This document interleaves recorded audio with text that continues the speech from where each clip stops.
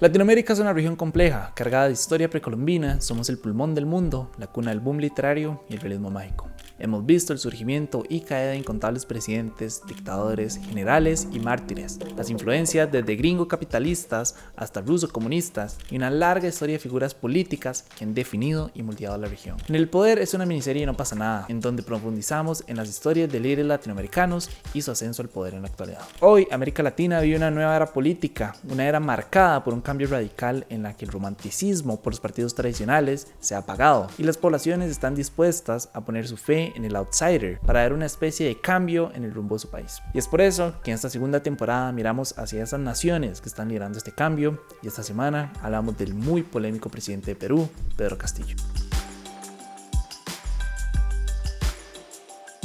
José Pedro Castillo Terrones nació el 19 de octubre de 1969 en el distrito de Tacabamba, en la región de Cajamarca, Perú. Es el tercero de los 9 hijos de Mávila Terrones Guevara y de Ireño Castillo Núñez. La primaria la cursó en 2 escuelas rurales y la secundaria en el Colegio Arturo Osores Cabrera. Con su título en mano, ingresó al Instituto Superior Pedagógico Octavio Mata Contreras, donde se formó como maestro en educación primaria, título que complementó con una maestría en psicología educativa de la Universidad César Vallejo. Y de 1995 en adelante se dedicó a ser maestro en la institución educativa primaria número 10.465 en Puña, Tacabamba. Estos años como docente a futuro se convertirían en una de sus palancas para alcanzar la presidencia, gracias a frases como palabra maestro, con la que suele cerrar sus discursos. Así lo exigen. Palabra de maestro. Lo mismo sucedería con su origen humilde. Soy el profesor Pedro Castillo Terrones, vengo de Puña, de Chota, Cajamarca, 24 años de servicio a la educación del pueblo formando generaciones, rondero, campesino, obrero, luchador social, y voy a trasladar mi experiencia para sacar adelante este país en el marco de una nueva constitución hecha por el pueblo. Ya que proviene de una de las zonas más pobres del país, pero no nos adelantemos. Antes de sentarse en la silla presidencial, Castillo fue dirigente de la organización de rondas campesinas y dirigente distrital, provincial, regional y nacional del magisterio peruano durante más de 2 décadas en Puña. Además, fue presidente del Comité de Lucha de las Bases Regionales del Sindicato Único de Trabajadores de la Educación de Perú, así como secretario general de la Federación Nacional de Trabajadores en la Educación del Perú. En 2021 se postuló a la alcaldía de Anguía por el partido Perú Posible, fundado por el expresidente Alejandro Toledo, pero no quedó electo. No obstante, entre 2005 y 2017 fue miembro del comité de Cajamarca por el mismo partido. Y fue finalmente que en 2017 llegó su oportunidad de demostrar su liderazgo. Ese año dirigió la huelga de maestros contra el presidente Pedro Pablo Kuczynski, en la que se exigían, entre otros aspectos, mejores condiciones laborales para los maestros, un incremento en los salarios, aumentar el presupuesto para el sector público y la derogación de la ley de la carrera pública magistral. Luego de esa huelga encabezó otra más en 2018 que resultó en la creación de la Federación Nacional de Trabajadores de la Educación, de la cual Castillo llegó a ejercer la Secretaría General. Una vez demostrada su capacidad de liderazgo, diversos partidos se acercaron a él para invitarlo a postularse al Congreso a través de sus agrupaciones, pero Castillo, alentado por los sindicatos, decidió que quería un puesto más usado, la presidencia. Y de esa manera, el 30 de septiembre de 2020, el último día para la inscripción de ciudadanos de cara a las elecciones de 2021, Pedro Castillo se unió al partido de izquierda marxista, Perú Libre, y anunció su postulación a las elecciones. Antes de seguir, es importante ver un poco del trasfondo de Perú, y es que desde 2016 Perú vive en una crisis política caracterizada porque los parlamentos y los presidentes de turno buscan eliminarse por desacuerdos entre sí. Por ejemplo, en 2019 el presidente Martín Vizcarra disolvió el Congreso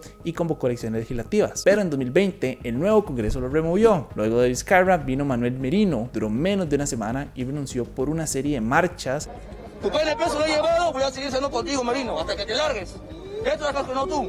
Todo el país estaba con su tranquilidad y tú has ocasionado esto, Merino. Así de simple. Que resultaron en la llegada de Francisco Sagasti al poder, quien tras 9 meses en el poder entregaría una vez más la presidencia. Y de esa manera llegamos a las elecciones del 2021. Durante su campaña, Pedro Castillo prometió luchar contra la corrupción, elevar los impuestos a las ganancias mineras, masificar el gas natural y acabar con los supuestos monopolios que elevaban los precios del gas doméstico y las medicinas. Incluso prometió que iba a seguir cobrando su sueldo de maestro y que iba a expulsar a delincuentes extranjeros en 72 horas luego de iniciada su gestión. Pero quizás su promesa más llamativa fue la de reformar la Constitución Política de 1993 a través de una asamblea constituyente para que el Estado peruano tuviera mayor participación en la economía peruana. Incluso dijo que desharía el Tribunal Constitucional si este se oponía a la reforma constitucional. De la mano de estas promesas, su eslogan "No más pobres sin un país rico", palabra maestro, y su característico sombrero de paja, Castillo logró el 19% de los votos en la primera ronda electoral celebrada el 11 de abril de 2021. Esto le permitió avanzar a segunda ronda junto a su rival, la candidata por el partido Fuerza Popular e hija del expresidente Alberto Fujimori, Keiko Fujimori. En la segunda ronda, celebrada el 6 de junio, Castillo acumuló más de 8.800.000 votos, que se traducen a un 50,12% de las papeletas, en comparación con el 49,87% obtenido por Fujimori. La diferencia fue tan pequeña que Fujimori presentó una serie de impugnaciones y tras 3 semanas de espera, el Jurado Nacional de Elecciones declaró ganador a Castillo el 19 de julio y asumió el puesto el 28 de julio. Algo interesante es que Castillo anunció que no iba a gobernar desde el Palacio de Pizarro, que por tradición es la casa del gobierno, ya que quiere romper con los símbolos coloniales. Por el contrario, propuso cedérselo al Ministerio de Culturas para que lo convierta en un museo que muestre la historia del país. Sumado a eso, desde el inicio de su gobierno, muchos de sus ministros comenzaron a ser cuestionados por diversos motivos, como por ejemplo su inexperiencia y por supuesto vínculos con grupos extremistas y organizaciones terroristas, como por ejemplo el Sendero Luminoso. Y las críticas y renuncias fueron tales que Castillo tuvo que reestructurar su gabinete. Y así como tuvo un inicio de gobierno tan valiente, su paso ha sido controversial, por decir algo. Para este momento, Pedro Castillo se enfrenta a 6 investigaciones en su contra por parte de la Fiscalía. Entonces, como son tantas, vamos poco a poco. Una de ellas es por el presunto plagio de su tesis de maestría en Psicología Educativa, que fue presentada en 2012 en la provincia de Tacabamba, donde estudió y trabajó como profesor rural. Y párrafos, o mejor dicho, hojas y hojas consecutivas, copiadas literalmente de otros autores. 54% de lo escrito en esta tesis presenta coincidencias con otros autores, según Turnitin, el programa antiplagio. Esta tesis fue presentada no solo por Pedro Castillo Terrones, sino también por su esposa. Otra de las investigaciones es por el ascenso en las Fuerzas Armadas. Y es que el 11 de noviembre de 2021 se abrió una investigación contra los entonces ministros de Defensa Walter Ayala y el secretario de la Presidencia Bruno Pacheco. A ellos se les acusa de haber presionado a jefes del Ejército y de la Fuerza Aérea para favorecer el ascenso anual de algunos oficiales. En cuanto a Castillo, en realidad todo el caso se dio a conocer porque el presidente removió sorpresivamente a inicios de ese mes al jefe del Ejército, José Vizcarra, y al jefe de la Fuerza Aérea, Jorge Chaparro. Entonces, estos dos generales salieron a decir que sus despidos fueron por los roces que tuvieron con Ayala y Pacheco cuando les pidieron ascender irregularmente a oficiales afines al gobierno. Para este caso se le acusa de tráfico de influencias. El tercer caso es por presunto encubrimiento y obstrucción a la justicia, luego de que destituyó al ministro del Interior, Mariano González. Resulta que González había formado un equipo especial para capturar a varios ex colaboradores del presidente, incluyendo su sobrino y asesor Gianmarco Castillo Gómez, por supuestamente estar envueltos en casos de corrupción. Entonces la fiscalía sospecha con la abrupta salida de González, Castillo intentó impedir la designación de este equipo y proteger a las personas de su entorno. El cuarto caso es el conocido como Petroperú. En concreto, la fiscalía cree que Castillo, el ex gerente general de Petroperú, Hugo Chávez, la empresaria Karelyn López y el miembro de la Junta Nacional de Palmicultores, Gregorio Sáenz Moya, se reunieron con el dueño de Heaven Petroleum Operators, Samir Aoudaye. Esta empresa es la proveedora de la empresa estatal peruana y se reunieron supuestamente para negociar una licitación de más de $70 millones por la compra de biodiesel. Una vez que salió a la luz, la licitación se anuló y se abrió una investigación preliminar. No obstante, la entonces representante del Ministerio Público, Zoraida Ábalos, ordenó anular las investigaciones hasta el final del mandato y cerrar el expediente. Pero la nueva fiscal, Patricia Benavides, revirtió esta suspensión y anunció que el caso va a seguir siendo investigado, acusando a Castillo de supuestamente tráfico. Para el quinto caso, a Castillo se le investiga por el presunto delito de ser cabecilla de una organización criminal dentro del Ministerio de Transportes y Comunicación, junto al exministro Juan Silva, Bruno Pacheco y su sobrino Fray Vázquez. Según la tesis fiscal, Castillo encabezaría una organización criminal en complicidad con el exministro Juan Silva, quien es señalado por Samir Villaverde de recibir 100 grandes como parte del pago ilegal por la adjudicación de contratos en el ministerio.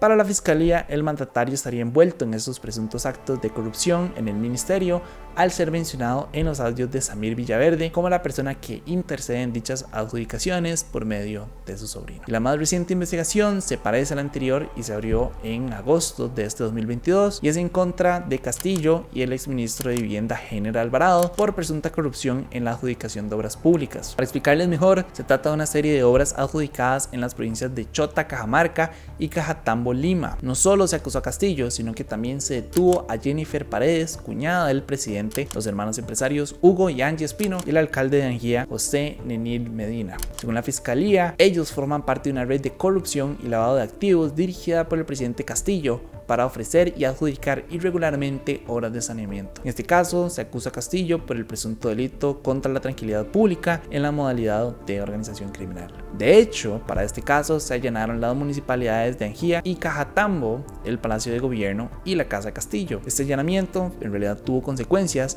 ya que una vez finalizadas las labores, Castillo reemplazó a la cúpula de la Policía Nacional de Perú, alegando que el allanamiento en el Palacio de Gobierno era ilegal. Los cambios abarcan desde la Comandancia General, la Jefatura del Estado Mayor General y la Inspectora General de la PNP. Incluso anunció que quería destituir al coronel Harvey Colchado, que fue la persona que dirigió el operativo, por considerar que vulneró la inmunidad presidencial. Para este caso, Castillo se presentó y compareció en una audiencia de 2 horas y media ante la fiscalía, pero a lo largo del proceso se negó a responder, acogiéndose a su derecho constitucional de guardar silencio. Como ya he dicho, no solo Castillo está siendo investigado. A la primera dama se le imputan los delitos de organización criminal y lavado de activos como parte de la presunta red que encabeza su esposo, según la fiscalía, que cursó una solicitud para prohibirle salir del país por 36 meses. Como respuesta a todas estas investigaciones, Castillo ha negado una y otra vez todos y cada uno de los cargos. De hecho, dijo que cuando la fiscalía tenga todos los elementos de las 6 causas en su contra, va a dar las explicaciones que ellos quieran. A pesar de eso, Castillo ha declarado 2 veces en la fiscalía, una el 17 de junio por supuestos sobornos en contratos de obras públicas y el 4 de agosto por presuntos ascensos irregulares en las Fuerzas Armadas. Mientras que la primera dama fue interrogada por la fiscalía el 8 de julio. 5 días después acudió a una citación del Congreso,